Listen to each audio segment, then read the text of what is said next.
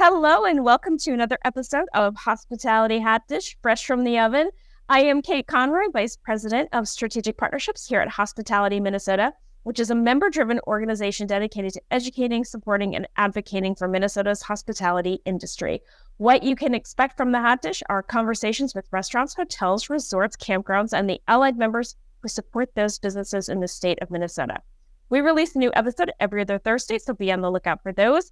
Speaking of which, you can find the Hotdish just about anywhere you can download a podcast. We even put them up on YouTube. So check us out and don't forget to leave a 5-star review so that the algorithm gets us in front of other awesome people just like you.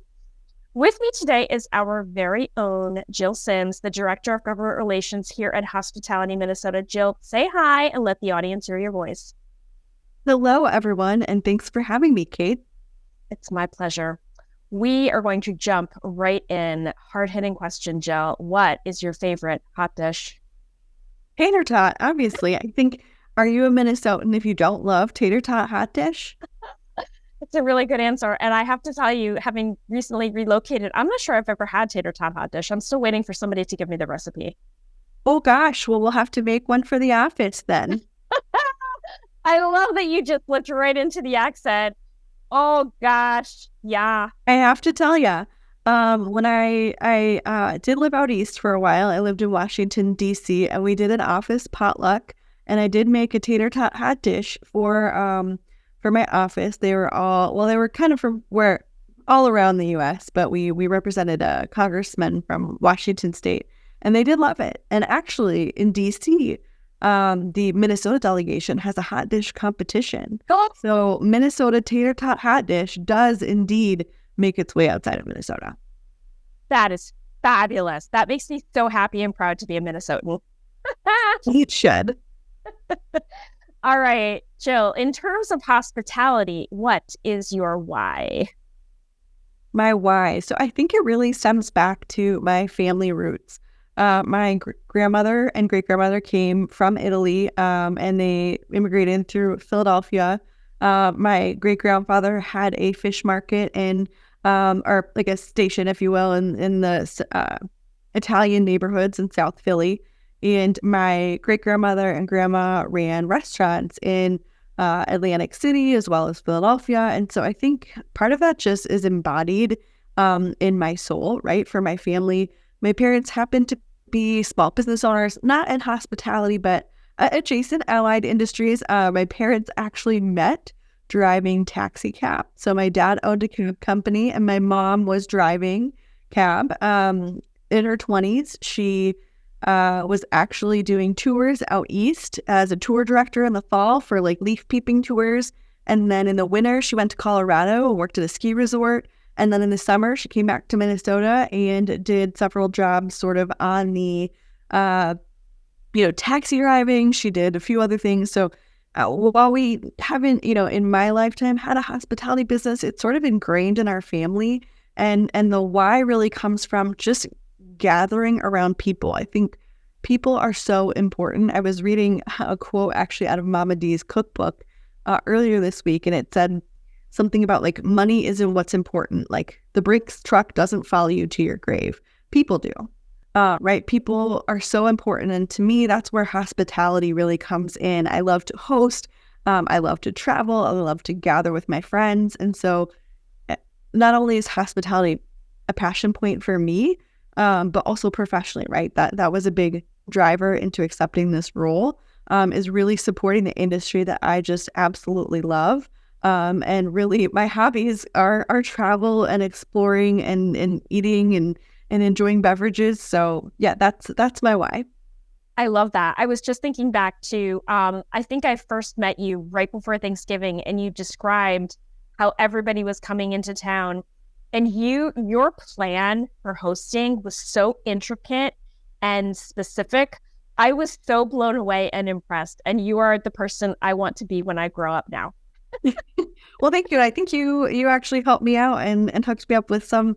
I like to have little slippers for people when traveling. And oh yeah, if you come stay at our house, we like seasonal treats. So there's chocolates based on the season, and it's fun to host. And I really our members and the industry just put in so much love and care to taking care of people, and I love to do it.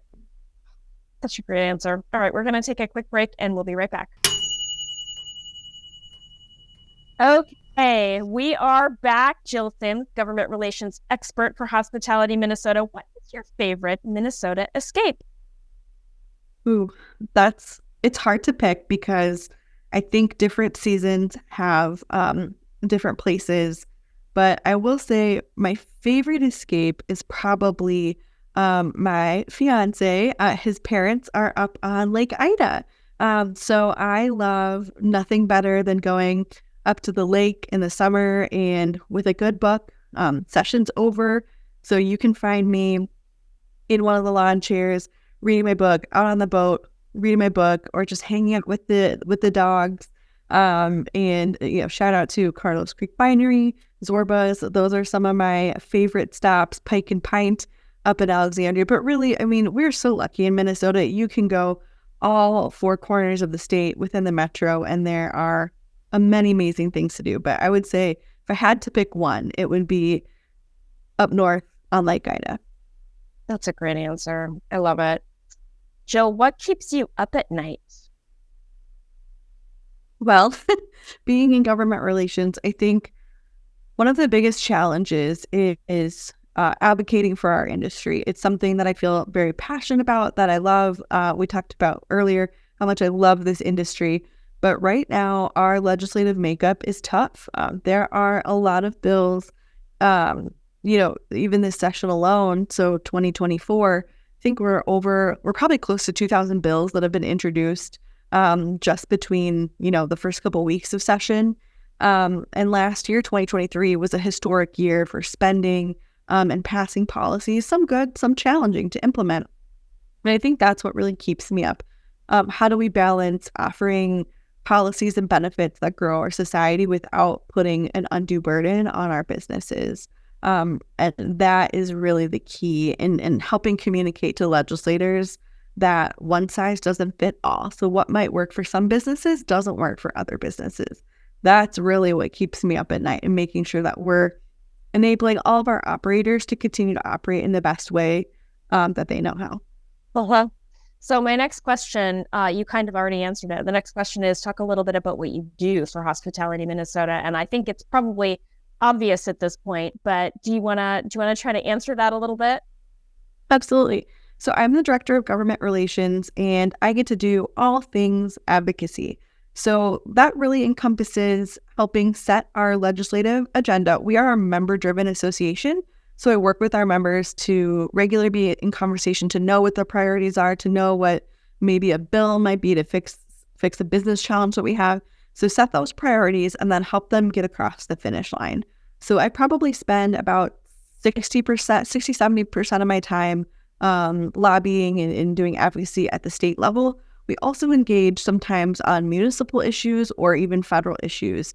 And we work in coalition with a bunch of different partners. The Minnesota Retailers are a great example of a partner where hospitality and retail often go hand in hand.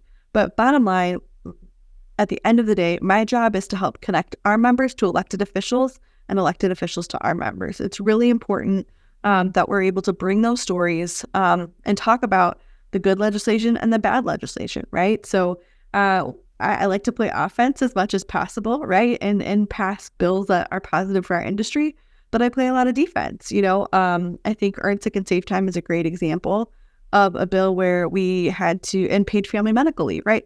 We'd have some conversations about, again, one size does not fit all. How does this impact our businesses? And what can we do to alleviate some of the challenges from the implementation side that our members might see, but also still ensure that our employees are getting good benefits. And then lastly, I would say I believe it's really important that we work with the agencies on implementation. So providing resources for our members, whether you have accessibility questions for the Council on Disability, whether you need to connect with the Fire Marshal's office or Department of Labor or MNOSHA, it's our job to really help connect you with those agencies. So we've kind of done some more operating now, as you'll see some more coming out with the different agencies, but I get to do all things government, and I guess I'm a nerd. I love connecting our members to government and how it should work. and how we should make things better. So I just want to give you a weird shout out, I guess, for ESST, because for people who don't know what that is, the Earn Sick and Safe Time legislation that was rolled out at the end of last year, the Department of Labor had a very short runway and did zero marketing. So in many cases, we are the only reason that our members knew how to stay in compliance and not be hit with some pretty exorbitant fines. Is that right? Correct. And I think I'm just so driven by the fact that, again, coming from a family where my parents were small business owners, it's really hard to keep up with all the different changes. And, that's not a malicious attack on anyone, but it's so important to me to make sure that our members are in the best light and the best spot. And so thank you for that shout out. If folks have questions, we have a great Earn Sick and Safe Time resource on our website, and we've actually grown our government affairs team since I've been here. So we added Caleb McCullough, who I'm so excited. If you haven't met him yet, I hope you meet him soon. But I'm really excited for what the future holds in terms of resources that we can build out on our member portal, because again, it's overwhelming, right? You're a small business owner and you're like, okay, 1 week I'm doing taxes, the next week I'm doing a health inspection. OSHA's at my door. What do I do? And so I really want to help. My passion in this role is to really help figure out how to make it simple and easy for operators to have those resources. So I've got some big ideas. The legislature is keeping me really busy right now, but once things slow down, I'm hoping we can show some greater benefit to our members in that respect. Okay. Any last thoughts or anything coming up that you'd like to promote? Keeping in mind that this is going to air after Day at the Capitol. So Day at the Capitol is actually sold out at this point. So do you want to talk a little bit about that so people can put it on their calendars for next year? Yes. Well, if you weren't able to join us for Day at the Capitol this year, write on your calendars for next year. I want to say it's like March 12th. It's a Wednesday in March next year. We'll have details on the website. Other things we've got coming up, we've got National Travel and Tourism Week in early May. We're going to do a lunch at the Capitol. I want to say it's Tuesday, May 7th. And that's going to be a great opportunity for us to connect with legislators. Members are welcome to come and attend if they'd like. Again, it's just kind of an informal opportunity to have those connections and talk about the importance of the hospitality industry. Other ways, truly, if you're interested in going to the Capitol and just want to reach out to me, we can one-on-one set up some meetings. I will always take friends at the Capitol. And then stay tuned, because I'm sure we'll do some events this summer, kind of more in the community with legislators. Fantastic. And how can people get in touch with you if they need to? Call me, beat me if you want to reach me. Like Kim Possible says, many of you should have my cell phone number. My office line is also posted in various locations. So feel free to call, leave me a voicemail there, and I'll get back to you. If not, emailing me is a great route, especially during legislative session. My email is jill@hospitalitymn.com. Again, that's jill@hospitalitymn.com. And during session, which runs through May, if you can give me a little bit of grace, sometimes we are running from committee to committee to committee during the day, but I will always get back to you as quickly as I can. Perfect. Our very own brilliant and fabulous Jill Sims, Director of Government Relations here at Hospitality Minnesota. Thank you so much for joining me today. And to all of you out there listening, we will see you next time. Bye.